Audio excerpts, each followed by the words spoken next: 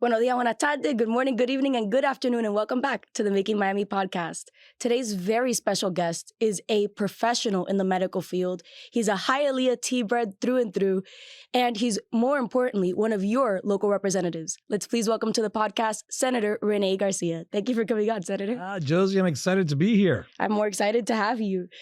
So it's a real treat to have you here because something not a lot of people know, Senator, is that you started in politics very, very young. In your early 20s, you were elected to be councilman of the city of the Hialeah.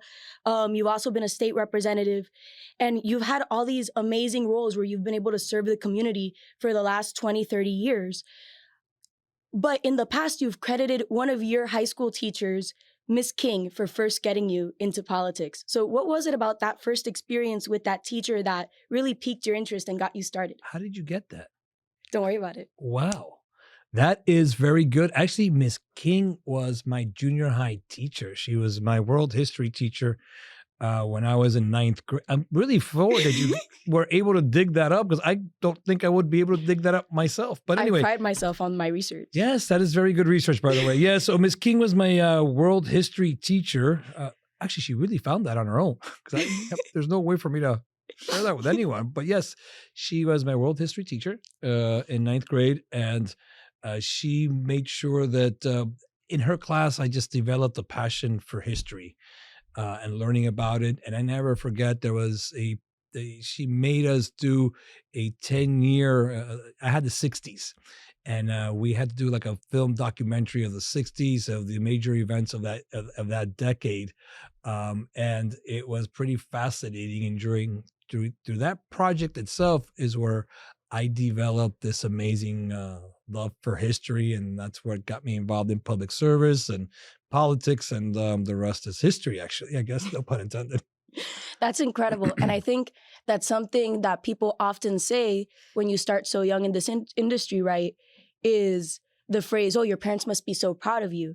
And something that really caught my attention is that in the past, you've also shared the anecdote that people have told you that, but then you reply, but I'm even more proud, or I should be proud of my parents. I'm the one that should be proud.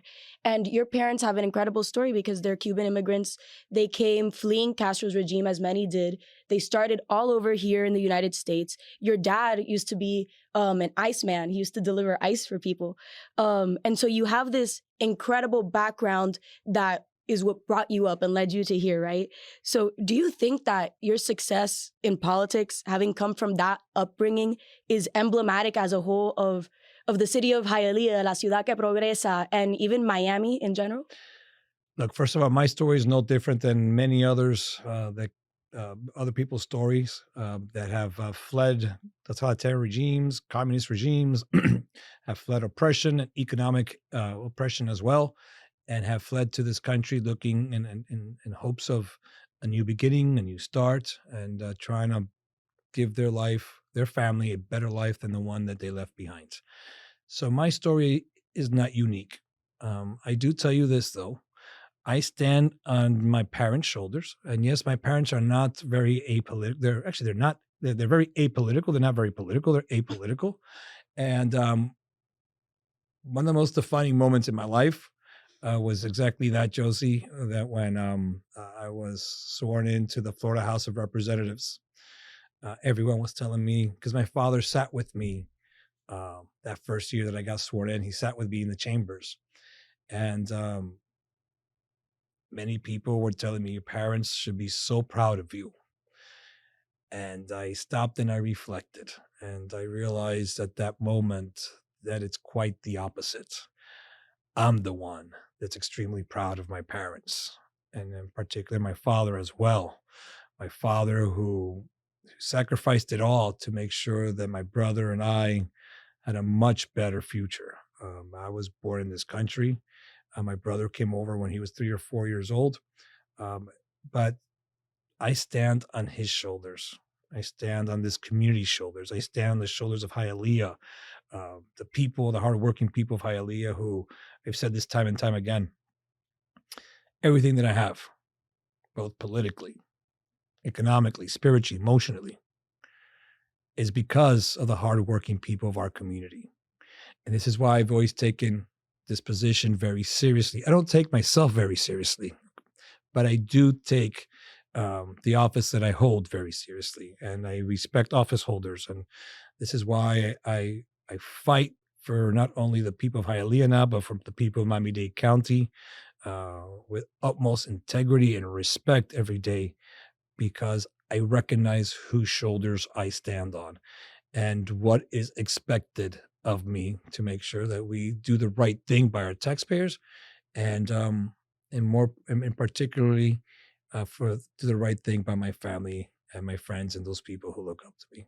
Yeah, I think understanding where we came from is so crucial Absolutely. because if you don't remember where you came from, you forget where you are and where you're going to be. You have no idea where you're going to end up. You always have to remember where you come from. And this is why history is so extremely important, that we learn from the past so we don't make the same mistakes in the future.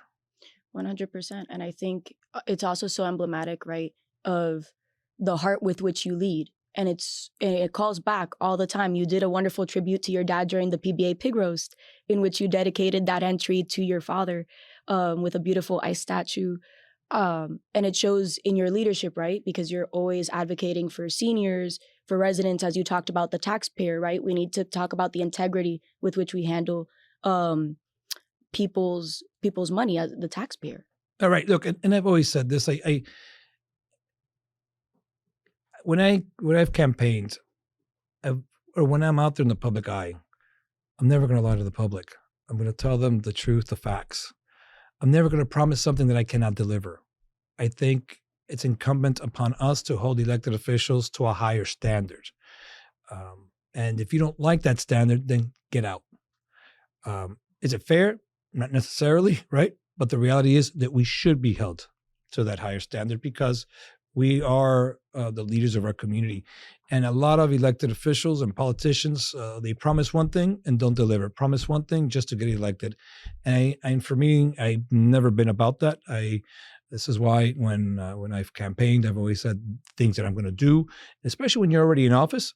You have history that people can look back on and see what you have accomplished, if it's true or not. But for me, it's always important to ensure that we have a strong middle class, help our children, help the most vulnerable, which is the children and the seniors of our community, and establishing and making sure that we don't lose what has made our country so strong. It has been a strong middle class. And unfortunately, the last 10, 20 years, we see the middle class shrinking more and more every day. But this is why I'm committed to continue to fight for them and making sure that we keep taxes low, making sure that we hold our elected officials accountable, and making sure that we have a more transparent government here in Miami-Dade County.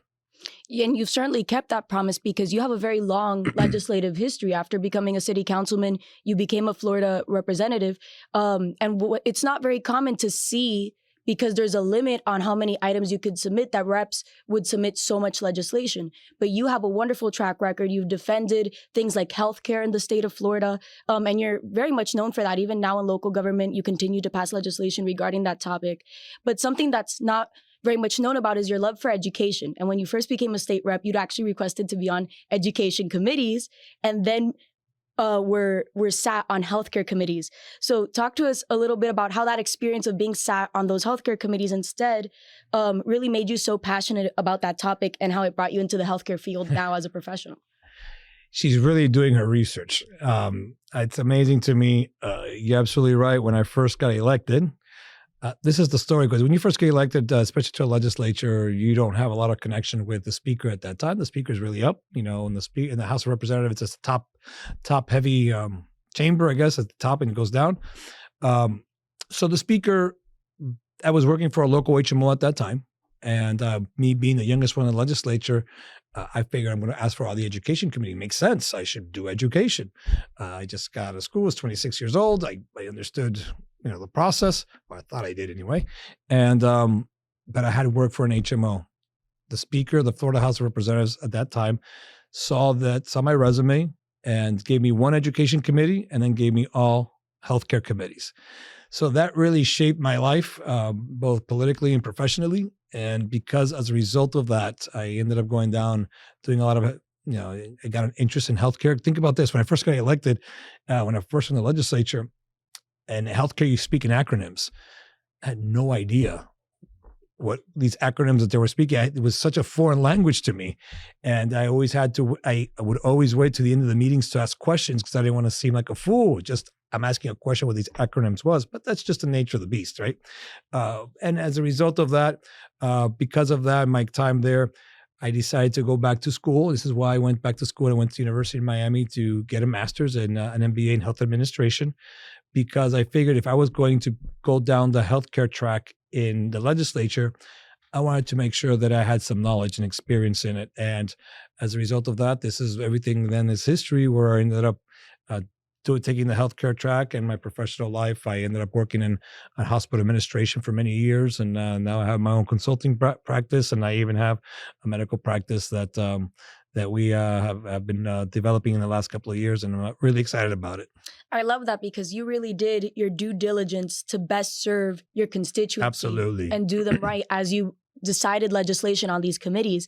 And you, like I mentioned, are a champion of healthcare legislation, and you've passed some incredible stuff. In Tallahassee, you helped put an end to balanced billing practices, which stopped hidden bills from hospitals covered by insurance from charging residents. And even on the county commission, you created the Behavioral Health Task Force. And you've also passed legislation which helped unlock federal matching dollars, which went to things like the Florida Cancer Hospital Supplemental Payment Program, helping low-income cancer patients, which I think is incredible. My own father suffered from cancer, and so many others have had cancer, and the bills are so incredibly high. And so this is all wonderful and directly impactful legislation.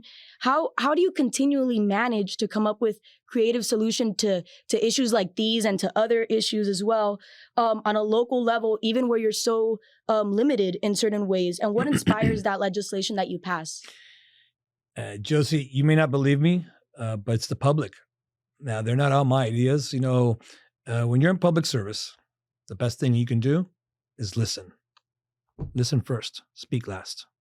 Unfortunately, many times, not only in public service, people, when they're having a conversation, when someone starts talking to you, you're already trying to respond, and you stop listening to them because you want to respond. You want to get your points out first. I've learned that if you are going to be an effective legislator, an effective leader, you have to learn to listen. And that's where I get all my ideas from, getting together with people, figuring out what the issues are. And then we put pen to paper, then we file them, then we pass legislation. Look, the balanced billing bill, a lot of people here might not even know this happened. But there was a time where you would go to a PAR hospital. That means a hospital that's part of your insurance. You're with whatever insurance group, you would go to this hospital and you would think, I'm covered. When you leave that hospital, you start getting bills. The bills that you would get were the bills from the anesthesiologist, the emergency room, the surgery center, whatever it is. You would receive all these different bills. You would think, wait a minute, but I have, this is part of my insurance. This is part of my network. That's what the balanced billing was. What was happening is that these different providers, the hospital was contracting out via a third party or a different group, the emergency services, anesthesia services, some nursing services, and people were receiving those bills. So we figured out in the legislature, when I realized what was happening in my community and people were complaining to me, we passed. It took us, mind you, it didn't happen the first year. It took us like three years to get this passed, because good ideas takes a lot. It's much easier to kill a bill than it is to pass legislation. And we were able to do that. And that has saved our constituents millions and millions of dollars, not government dollars, your personal money, because people were going out and paying for this, especially our seniors. When they receive a bill, they would see this, I have to pay this. Now, don't pay them. If you receive a bill from a hospital that that you're insured with, you receive that bill, make sure you call our office, or you call your legislators. Listen, call our office and we'll make sure we follow up, because you should not be receiving any bill from any provider that you are insured by. What's your office's number so that they can get in contact with you? So my office number is 305-820-8424. So, and I say that because I have my home number is very similar to that number that I've used for many years. So this is why I get a little confused sometimes with the number itself. But yes. No, but that's fantastic. And it's how people can reach you if they ever have these types of issues, and you're the man to handle it. Absolutely. But like you mentioned, listening is so important. Being there for the constituency is so important. And these are practices that people didn't know most of the time were happening, and they don't know that a stop has been put to it. And constituent services is so interdependent on listening. And as a county Absolutely. commissioner, you have such a direct line to your constituency. And as a younger man, you interned for the legendary Ileana Ros-Lehtinen. And you've in fact shared on other occasions that you model the way you run your office after how she ran her constituent services. So what is it that you emulate when you handle constituent services, when you do this? What's at the forefront of constituent services for you when a resident comes into your office looking for help? The first thing you have to do is listen. And you cannot allow that person to leave without hope. You know, far too often when you're involved in constituent services, you see some of the cases over the same case over and over and over. The reality is that every case is unique and every case has some unique properties to it. We have to understand people need to know that they have an office that they can go and seek help on whatever issue they're dealing with. Because an issue that you may think that's mundane, an issue you think, oh, it's no big deal. For that person who's dealing with that issue at that time, it's the biggest problem they have. And we have to give them that respect, that level of respect every single time another constituent comes in. So for me, it's always going to be the respect that we give our constituents and the hope that they have when they leave that someone is listening to them. Look, are you going to be able to help everyone? Absolutely not. There's no way you can help everyone's case because it's just impossible. But can you treat them with respect and make sure that they know that someone's there, that they have an office where they feel comfortable enough to talk about their problems? That's what we do. And that's what I pride myself on. And that's what I've always prided the team that we have around us, that we have that open door policy in our office. Because I mean, you know, I've been around for a while and I try to meet with as many people as I can, but I unfortunately cannot meet with everyone. But we have an amazing team that embodies those principles of respect for our constituents. Definitely. I can say from my own experience that you guys are a full service team. As many who might be watching have heard me talk about in the past, I worked for the county. So your office has a wonderful, wonderful reputation. And another area where you do a really great job listening has to do with county finances. Both during the budget season and out on the dais, you've been a huge advocate for responsible fiscal activities. When we passed the budget and we had that deficit, you were one of the loudest voices on the dais. And even in the past, when we've had procurement issues and abusive change orders from contractors, you've been the one to point out and say, well, how many times has this contractor changed how much money they're asking us for and how many times are they abusing our pocket? And this is the taxpayer's pocket, right? That gets affected whenever we mismanage those funds. And you've talked about likewise how you learned about constituent services from Ms. Ros-Lehtinen, that you learned about budgeting and fiscal aspects from Mayor Raul Martinez. What's your approach to county finances overall, especially in the wake of this difficult budget cycle, and what may inevitably be a series of difficult budget cycles where our county runs the risk of a deficit? And why should residents even care about the county's budget? Look, the interesting thing about it is people follow the national scene and maybe the state scene, and they maybe care less about local government. But local government, it's where the rubber meets the road. Local government is who taxes you directly. Local government is who takes care of your roads, your parks, your schools through the school board. And this is why we have to pay attention to exactly what's happening. Why does a county get away with murder? Because people turn a blind eye to it. We only have one reporter now from the Miami Herald. Before, you used to have a whole bunch of different reporting agencies at the local level. And when we look at our budget, we have a $13 billion budget. We shouldn't have the problems that we have. And a lot of times we want to put the blame on the mayor. The mayor can't take the blame herself. I know she's the one that proposes the budget. But the reality is that us as county commissioners have to take responsibility for the budget that we put out. And yes, Raul Martinez was someone who taught me about budgets when he was at the city council, when I was in the city council of Hialeah. And I admire, and I always will respect him for that, because he always helped me understand what, that the proposal of budget is where a community puts value in. What is important to that community? What are the issues that are important? This is what you see a budget proposal does. And this is why, for me, this last budget cycle, while I have a great working relationship with the mayor, I do disagree with some of the positions that she took on the budget and going after and cutting some of the non-for-profits, culture affairs, and parks funding, while not looking at the entire budget and figuring out the problems that we had with some of the open positions that we had. This last budget cycle, we passed a budget that I voted against. I voted against because we did nothing in this last budget cycle to mitigate the problems of the future. I do believe that next year we're going to see bigger deficits because of the lack of action that not only the mayor, but that the county commission did not take. So for me, it's important to govern in a transparent manner, let the public know, open up our books. We should not have to wait so long for information, especially on budgets and numbers to come back to us. It's important for us to be able to do our budgets, to have as much, to have all the accurate information, all the accurate numbers before us. I mean, you can't. You can. When you look at the budgets, it's the numbers are numbers. There's no way to flub them. This is what they are.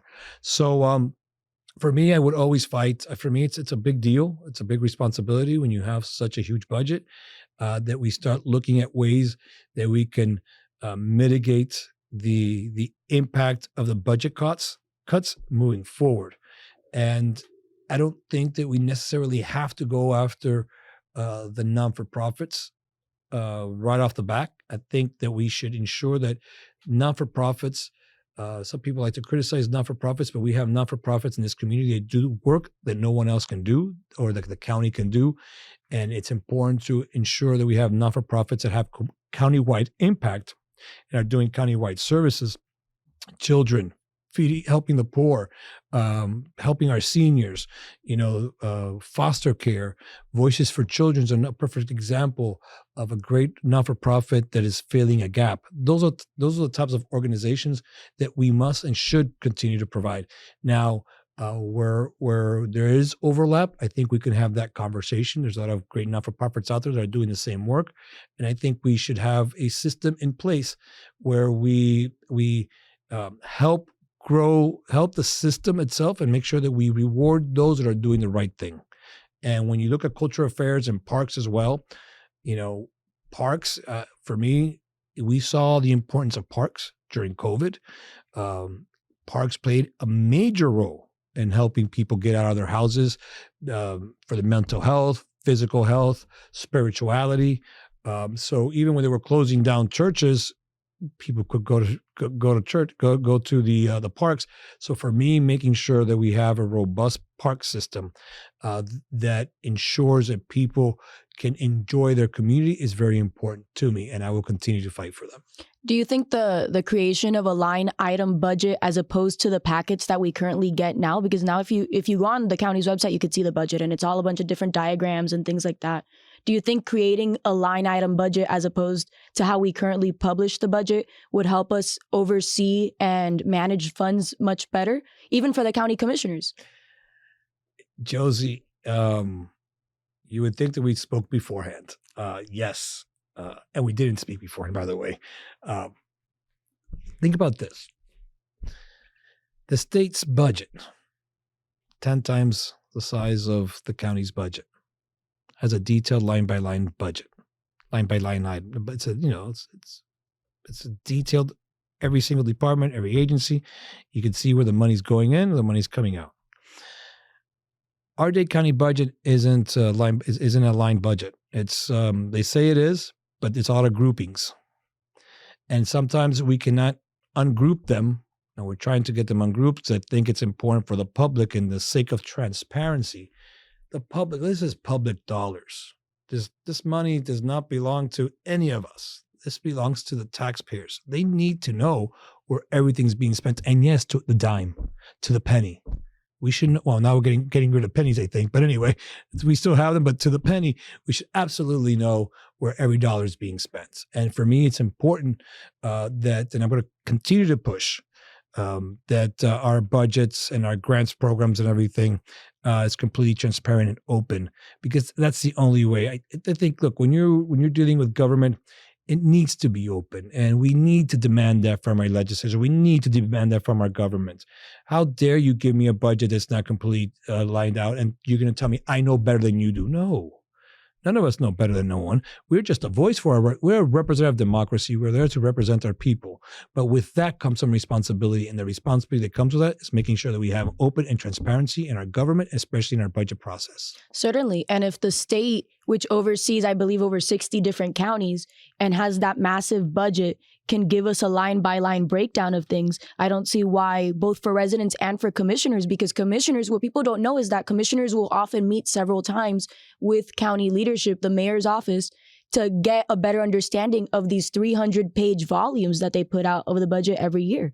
And so it's a much more cumbersome and less transparent process for everybody involved. Yeah, Josie, look, if the county, I think the state's budget's over $100 million.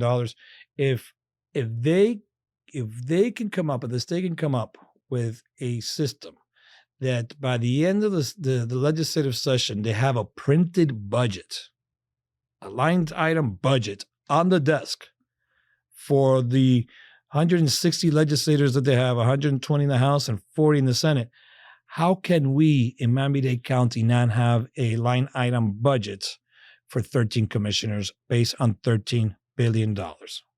So I think I said 100 billion. I meant $100 billion. I'm sorry, earlier. So we have to make sure that we can absolutely have a line item budget for the county commissioners. Certainly. And so what I'm seeing here all throughout this conversation together is a general theme that you have, right? Service, heart, transparency. You're all about the community. You really are. It's not for your flattery, but it's just what we've been seeing through your history, and it plays such a hands-on role with the major aspects of everyday lives, the way in which you and your office care for your constituency and for the general residents of Miami-Dade County, their health, education, finances, and being able to have that direct grassroots impact on the community. Was that the desire to do that from long before your time in the county commission, the impetus for your creation of your former nonprofit, the Hope Mission Center? I was really excited about developing a Hope Mission Center. And I really do believe to whom much is given, much is asked. And I've been very fortunate and very blessed through my tenure in my public and my private sector's life. And I believe that it was important for us to give back. And this is why I started a Hope Mission Center. And HOPE, it's an acronym for Helping Our People Every Day. And I'm proud of the organization they've done. One of the toughest moments for me was to resign as chairman of the organization itself. I resigned as chairman when I got elected to the county commission because I never wanted to be any perceived, because there was never a conflict of interest, but I never wanted to be any perceived conflicts of interest. For that reason, I resigned from the organization. But I'll tell you this, for us, it's I enjoy helping. I enjoy donating to Hope, and I love to see how they've grown. They've grown. Not only they're a full-time access center, which an access center, what it does, it gives our constituents ability to provide access state services and provide for a connection to the state, from Medicaid to DCF to ACA to whatever the case may be. We can provide an application and help for those people from citizenship, residency. You ask for it, they do it. And the beauty about Hope, it's that it's a safety net, that it helps people before they fall in hard times, and just gives them a hand up instead of it gives them a helping hand. And we also have created they've created a food pantry, which they feed about 200 to 400. I don't remember the numbers, but they feed about 400 families a month from the food pantry itself. So I think it's important for all of us to give back. Josie, I say this to you, and I say this to everyone. We're put on this earth for one reason, and I believe this at my core. We're put on this earth to help one another, to stretch out a hand and help those that can't help themselves. Unfortunately, people don't live that way, but because others don't live that way doesn't mean that I'm going to do the same thing. I'm going to do my darn best to make sure that I help those that they can't help themselves. And that's just the easiest thing. And I do believe in God. I'm a Catholic, not the best Catholic. I'm trying to be a better Catholic, but I'm a Catholic, and I believe that to my core. We're here to help others. And I think I've done it both in my private sector job and my public sector, which I'm very proud of making sure that that's the tenets that I live by, to make sure everything that I do, how does this affect others, and how is this helping make someone's life a little better? And isn't that the root of everything? Isn't it the root of God? Even, we're not the best. I'm also Catholic. You might not be the best Catholic, but you strive every day to emulate the principles that Jesus put forth to help those on this earth, to put forth basic virtues of morality that pretty much everyone will accept, just being there for the community and helping people. And so tying everything together, your love for community, your advocacy work, and these areas of focus like community health, seniors, education, fiscal responsibility. What can the residents of your district and Miami-Dade as a whole look forward to from you as you serve out your second term on the Miami-Dade County Commission? I am going to continue to fight for our residents. I'm going to continue to fight for transparency.